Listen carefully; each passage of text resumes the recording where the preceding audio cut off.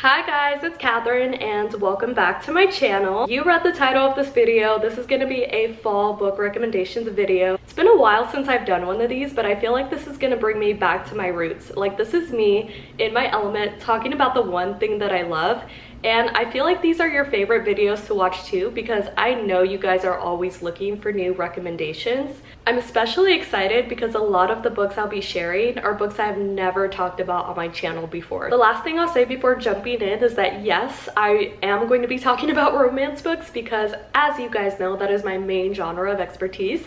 But I'm also going to be throwing in a lot of fantasy book recs. I know, crazy, right? So outside of my comfort zone, but I feel like ever since this past year and a half, I have entered my fantasy era, and I've actually found books in the fantasy genre that I have really enjoyed. So you're kind of going to get the best of both worlds with this one. But of course, we're going to start with the romance books because that is what I know best, and I'm starting with Practice Makes Perfect by Sarah Adams. I think I've talked about this one on my channel before. This one is about Annie Walker, and she lives in the small town with her two other sisters, Amelia and I forgot the other one's name, but Amelia actually has her own story, which I'll also talk about. But Amelia is like a famous pop star singer, and so she also has a bodyguard that's with her all the time. Annie owns a florist shop, and so she grows flowers and puts together bouquets. Immediately when I read her character, I thought of Meg March from Little Women, because she is just the sweetest, most wholesome character. Like, she doesn't want a lot in life, but she just wants someone who wants her company,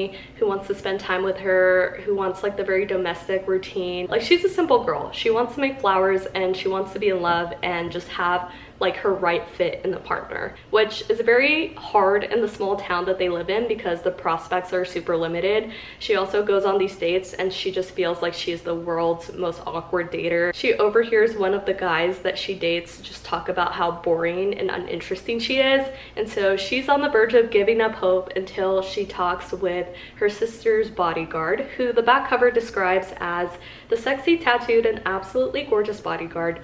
Already you can tell where this is going. But the bodyguard, Will, decides to basically tutor her on how to become a better dater and how to be comfortable and open herself up so that she can actually get the guys that she wants to have. However, as they start to go on these practice dates, they start to find that they have a lot more chemistry than they originally anticipated. He also kind of has his issues because he doesn't see himself as the dating type and the type of person who could be in a relationship, so they kind of have to sort that out. But I feel like they just have the most like perfect relationship because he just understands her and understands her needs and her wants and just wants to make her happy. This was a book that got me out of one of my reading slumps, and so I highly recommend if you're in that stage of like maybe getting toward the end of the year, looking for books that are easy to get through. It's really short. I think it's less than 300 pages or about that.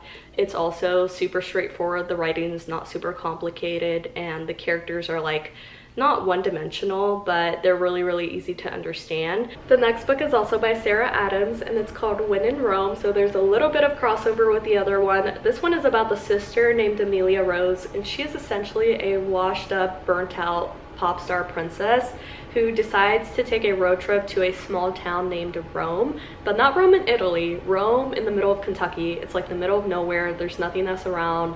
No one really knows who she is. So she goes into the small town, but her car breaks down on the side of the road right in front of this guy's house. And this guy very reluctantly helps her, but he's already like annoyed because he's like, why did this woman just like leave her car in front of my house? Like, what is she doing here? Why is she bothering me? But he decides to let her stay in his guest bedroom, helps her with the car situation. He also happens to be the owner of a pie shop in the small town, so he kind of acts as her tour guide into the town, introduces her to all the sights, all the people, and everything that the small town has to offer. So in true Grumpy Sunshine fashion, they don't get along at first, but as they get to know each other, they start to form a connection. She really starts to appreciate the slow pace of the small town life. On the other side of things, she also really brings him out of his grumpy shell, and so they really challenge each other to become better people and to like change for the better and just like find what makes them happy, and that ends up being each other. The drama in this one is that she has to decide whether to permanently adopt this small town lifestyle that she is really drawn to or go back to her career as a pop star. So that is kind of like the drama with this one, but I really love these. Both of these are really good for getting out of slumps, by the way. This one I will also say, like, to me when I read this, screamed Gilmore Girls. Like, if you love Gilmore Girls, you will love this book because it is so similar. It's small town, it's like that kind of vibe where everyone knows each other. The banter between the two main characters is very Luke and Lorelai, and I think that's why I really like this one. The next couple books I've also talked about in the past. I think I read these last year, and so I made a book recs video on them then, but they're also both by the same author, Ashley Poston, and I love these for spooky season. I think they're the most like perfect fit for October. If you're looking for like specifically Halloween, magical, just spooky books, like these are perfect for that. Starting with the Dead Romantics, this one is about a romance writer named Florence Day, and she is currently working on a romance novel, but she also just went through a really bad breakup, so she's really struggling to find like a good ending that is like a happily ever after ending, and she asks her editor for more time. Her editor says no, and so she's really struggling in her love life right now. She then gets a call from her family that her dad also just passed away, and so she ends up having to go back to the town where she's from to help her family bury her dad. When she gets back to her town, we discover that there is one fact about her that she has basically been trying to run away from her entire life, and that is that she is basically Melinda Gordon in Ghost Whisperer. She can see and talk to ghosts and help them move on. Her family works in the funeral home, and so people have always just looked at her as strange and weird and kind of like a monster to stay away from in the town, and so that's something that she has tried to run away from. Now she's being faced to kind of confront that, on top of like grieving her dad, and on top of everything else, she then runs into her editor, who is a ghost because he died at some point in this book. And now she is forced to have to deal with that and try to get him to move on. However, that is extremely difficult when she is also falling in love with him. Yeah, so this is about a main character who falls in love with a ghost. That creates some obvious problems here because you can't be with someone who's dead. Or can you? You'll have to read this to find out. I absolutely fell in love with this book though the first time I read this because it was just unlike anything I've ever read before, and the way that Ashley Poston writes about magical realism is just so beautiful. It kind of makes you feel like it can be real. Like, you know, this is fiction, but the way that she writes about it almost makes it seem like this is realistically something that could happen in someone's life, and I feel like that's why I really fell in love with this. I also love that there were aspects of this that made it more than a one-dimensional romance, because yes, she's dealing with like falling in love, which you see in every romance book basically, but she's also like grieving a parent and like reconnecting with her family after such a long time, and just dealing with like all these personal emotional obstacles that she hasn't confronted over the years. All of those things together really made this a multifaceted storyline and just a plot with a lot of like different twists and different kind of aspects to it. The next book, also by Ashley Poston, is called The 7-Year Slip, and dare I say I actually love this one so much more than The Dead Romantics. Like, I read The Dead Romantics and I thought, oh yeah, I've never read anything like this. This is like one of my new favorites. And then this came out and I read it and I literally was sobbing by the end of this book. This book also has elements of magical realism in it. It's about a main character named Clementine, and she inherits this apartment after her aunt passes away. Her and her aunt were very close, and one thing that her aunt always told her about the apartment is that it was magic, and Clementine, you know, thought her aunt was kind of old, and so she was like, oh yeah, sure, right. Until she ends up living in this apartment herself, and the apartment sends her back in time 7 years, hence the title, The 7-Year Slip. And she meets this man that is living in her aunt's apartment at the time, and she absolutely falls in love with him. He is studying to be a chef. He wants to like open his own restaurant, and they just like develop this deep emotional connection. As an aspiring chef, he like tries out all these dishes and recipes on her and cooks the things that she likes and wants to try, and they just develop like this love through food and cooking kind of. And he has the sweetest nickname for her. Her name is Clementine, but he calls her Lemon, and they have the most like sweetest dynamic I have ever read in the book. I feel like it's very wholesome, like it's very domestic, just like calming. Like you can tell that these two people are each other's refuge. And so I really love the emotional connection that they form. However, there's issues because she's 7 years in the present, he's 7 years in the past. So like, how does that match up? The answer is it doesn't. and so they struggle with that. She ends up meeting him in the present. When she meets him in the present, he has actually become a chef. He owns his own restaurant. He's like a 5-star chef or something like that. He's like really, really popular. But he seems mad at her, and she's like trying to figure out what went wrong in the past that made him like have this attitude toward her, and trying to like reconnect with him and figure out what went wrong. And so every other chapter is kind of like a flashback into the past, and as we get near the end of the book, we're getting closer and closer to finding out the truth of like what caused them to be apart. It's also the question of, okay, are they going to end up overcoming all the obstacles with the timeline differences and end up being together by the end? That's really the main question. And I'm not going to tell you what happens, so if you want to know, pick this up and read it yourself. The next book is called Archer's Voice by Sheridan, and I read this quite a while ago, so I don't remember like the full storyline. If I get it wrong, don't come for me. But this is another small town read. It's about a main character. Honestly, the back doesn't even say her name.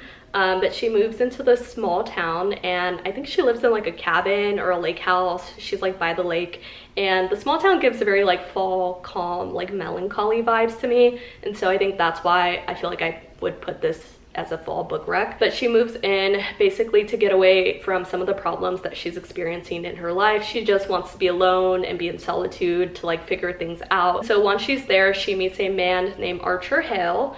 And he is the most sweetest, soft male love interest that you have ever met in the book.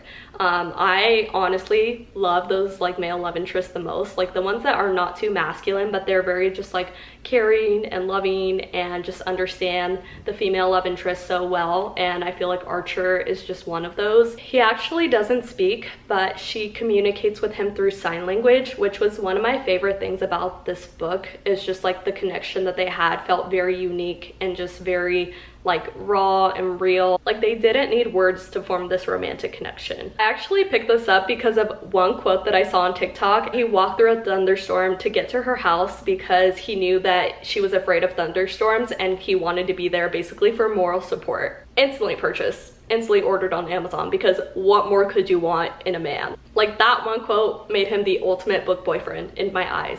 And I feel like that's all you need to pick this up. So go read this. I just switched to my phone because my camera just died, so if the angle looks a little weird or off, that's why, but I'll probably switch back at some point. I have one more romance book to recommend, and it's literally in my top 5 of all time, and I've talked about it before. It's called Love in Other Words by Christina Lauren. Literally this book, oh my god guys, like how do you do the hard thing? Like that's how I feel. That's how I feel about this. This is a childhood best friends to lovers, which you cannot top this trope to me. Like enemies to lovers, friends to lovers, great tropes. Nothing can top a childhood best friends to lovers trope for me. You know why? Because you know that these two characters have history and there is no one else in the world for them but each other.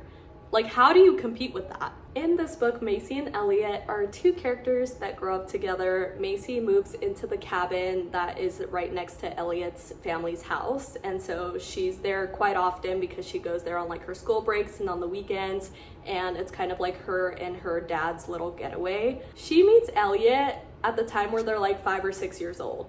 And so he comes over all the time. There's like a little closet in her room that they converted into her library because she really likes to read. Her and Elliot literally go in there, sit there in silence, and just read books. Tell me something that's more romantic than that. There's not one thing that's more romantic than the boy that reads with you. And so they're very soft, shy, introverted characters. This book is written between the past and present, and so every other chapter is like a flashback to when they grew up. It's how they met, and follows them throughout their childhood as they're growing up. The present chapters are 20 years in the present now, I think, and they no longer talk, they no longer have contact, but then they run into each other and they're forced to confront what drove them ultimately apart, which we don't find out until toward the end of the book. And when I finally got to the plot twist, it felt like someone literally punched me in the face. I was so emotional. I was bawling. I couldn't stop crying. It was just, it's heartbreaking, but the story is written beautifully. I also love Christina Lauren's writing style so much. Like, she writes about the characters so beautifully, but she also writes about all the places that they are so beautifully as well. Like, they grow up in the forest. It's a little bit of like a cabin romance situation as well. and I don't know why, it just feels like her descriptions are like so serene and so vivid, and I can picture it so clearly in my head that, like, yes, I fell in love with the characters, but I just fell in love with the story and the book overall too. So that is it for the romance recommendations. Now moving into the fantasy recommendations, I'm starting with the Inheritance games because I feel like the series is all the dark academia vibes that October is, and I feel like this is perfect to get into right now. It's a really easy series to read. The books are pretty short. I've only read the main 3 in the trilogy. I know there's like 2 other side novellas, I believe, which I probably don't plan to read if I'm being completely honest. But this series revolves around a girl who is in high school named Avery Grimes, and she is very poor. She's basically living in survival mode. Her mom has passed away. Her dad is nowhere to be found. She has an older sister, but she's not really stable. And so Avery is basically left to figure out everything on her own and survive herself. There are days where she is literally sleeping in her car to just like make it through the day. That is until she is contacted by the lawyer of a family of billionaires. And this family is made up of 4 brothers as well as a grandfather who has just passed away. So she is called to be part of the grandfather's will reading. She shows up along with the brothers and all the family relatives of the grandfather to discover that she is the sole inheritor of all the grandfather's money. All the money got left to her and none got left to the brothers or any of the other relatives. And so this obviously causes complete confusion and chaos. Everyone's like trying to figure out what's going on. Like, why did he leave all his money to this random stranger that they don't even know? But the 4 brothers know better, because one thing about the grandfather is that he was absolutely obsessed with games and riddles and puzzles, and he would like give games and riddles to the 4 brothers as like challenges for them. And so they actually see Avery as the piece of a much larger puzzle that their grandfather has left behind. So they feel like there's a lot more to the story that they have to figure out. Maybe this is like a final test for them to get their inheritance back. And so throughout the series, Avery works with the brothers to figure out the truth of why she was left this inheritance. But she's also in a strange position because she doesn't know who to trust. The money has made her a target, so there's people that are literally out to kill her or to take advantage of her. She's really, really struggling with finding out who to trust. All the brothers kind of like could help her, but have like mixed motives potentially. And so that's something that really kept me engaged throughout the whole series. It's just like that anxiety and anticipation of like, okay, who's gonna turn out to be a villain and who's actually gonna turn out to be a good guy who's gonna help her. On top of all of that, there's also a love triangle that's forming between her and 2 of the brothers. And so she's also falling in love at the very same time. It's all very messy. This honestly gives me like big Queen Gambit energy. I feel like the series was invented for the Nancy Drew girlies. I felt like the series instantly resonated with me. As a fellow Nancy Drew girly myself, I loved the mystery in this series. I feel like it's one of those that just keeps you like on the edge of your toes, just not knowing what's gonna happen, knowing that the story could go in a million different directions, and just having like no idea what's coming next. And I feel like that's what made it really exciting to read. And so if you're looking for something like that, something mysterious, dark academia vibes, kind of gives me a little bit of like Harry Potter vibes, like there's secret passages in the house and games and riddles and clues and things like that. I feel like if you love all of that, then you will definitely love this. The next series is called Fourth Wing by Rebecca Yarros, and honestly I feel like the plot of this one is really complicated to the point where I'm not going to really explain it that well, but whenever people ask me what this series is about, I always tell them that it's kind of like a hardcore Harry Potter type series, because it does revolve around a Hogwarts-like school that teaches individuals to ride dragons. But it's a little bit more aggressive and extreme, and definitely a little bit more dark than how like lighthearted and happy Harry Potter is at times. And so that's the best way I would describe this series. It revolves around a female character named Violet, and she attends this school, and it's very much like Hogwarts. Like they have the social standings, there's the cliques. There's also people who kind of target her because she's like one of the general's daughters in the society that they're a part of. So there's people out there that don't have her best interests at heart, that want to target her. And one of those people is Xaden Ryerson. He's kind of on the other side of her clique and her family. And so she thinks that he's out to get her. They have a little like enemies to lovers, tit for tat situation. You'll kind of have to read more to dive into their relationship a bit deeper. But these are the first two books, The Fourth Wing, and then the second one came out, I think this past year or pretty recently, called Iron Flame. This is actually going to end up being a series of 5 books, and the third one is actually coming out in January 2025. So I think this is a really good time to start the series because probably by the time you get done with the first 2 books, the third one will be coming out or almost coming out. So if you're looking for something that's more like the fantasy genre, very like Harry Potter dystopian kind of vibes, it has dragons. I love dragons. I don't know who dislikes dragons. This is definitely the series for you. The series also has the found family tropes, which is one of my favorites. And so if you're a found family person, this is definitely a series that you would love. Just be prepared to be emotional because you definitely will. The next series is called Powerless by Lauren Roberts, and this one is also one I struggle to explain honestly, but whenever people ask, I always say it's more of like a medieval Hunger Games. That's the kind of vibes it gives me. It revolves around a kingdom where you have people called elites and ordinaries. It's a little bit of a dystopian world, and the ordinaries are actually banished by the kingdom because they're believed to drain power from the elites.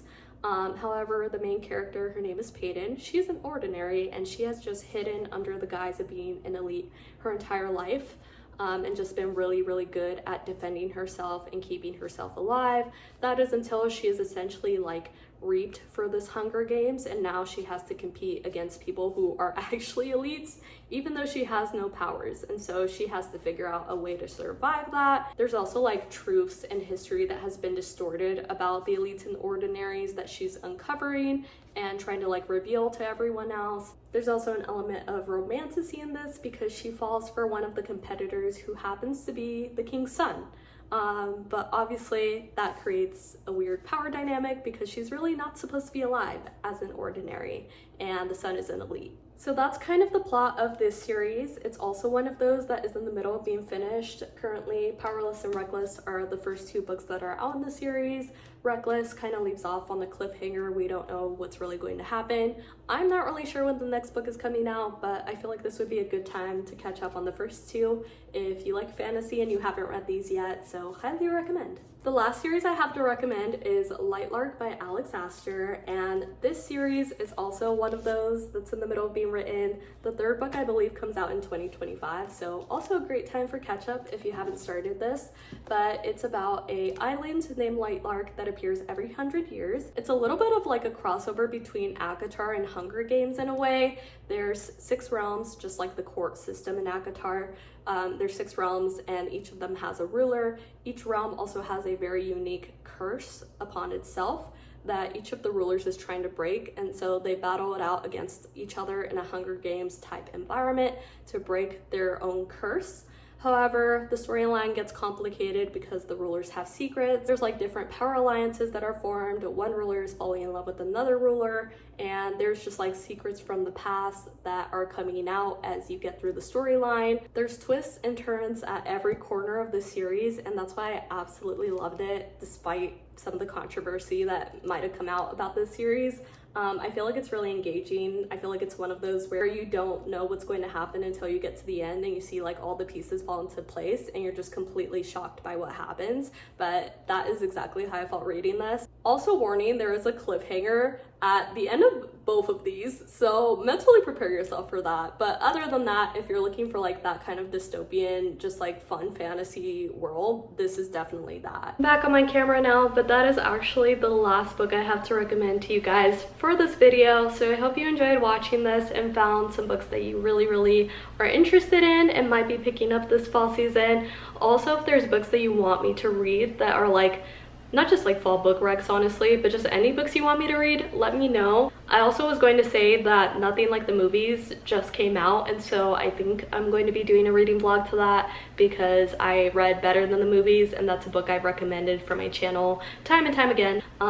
Yeah, this was really fun to film. I hope you enjoyed watching it. I'll link all my socials below as always in case you want to follow me, and I will see you guys in the next video very soon. Bye!